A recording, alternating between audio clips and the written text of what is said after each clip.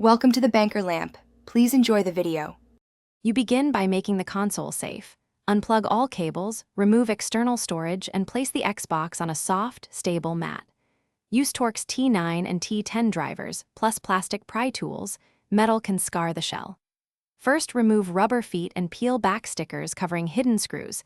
This exposes the fasteners you must remove next. Once done, keep screws organized in labeled trays. Make sure to photograph each step, because reassembly depends on exact screw location. With screws out, you'll separate the top and bottom shell using a plastic pry. Do this at a corner and work around the perimeter. The clips release with steady, even pressure. Avoid levering at a single point, or you'll crack the plastic.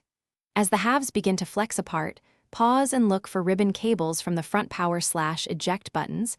Disconnect those gently with a spudger. Once disconnected, lift the top shell slowly to expose the internal frame, and set the shell aside on a soft cloth. To finish, inspect all clips and tabs, because damaged pieces will ruin fit on reassembly. Reconnect any ribbon cables and align the shell halves by matching tabs before pressing them together.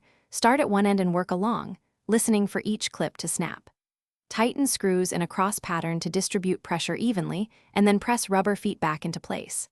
If parts won't sit flush, use a hair dryer on low to slightly warm plastic. If problems persist, stop and check for stray screws or misaligned clips.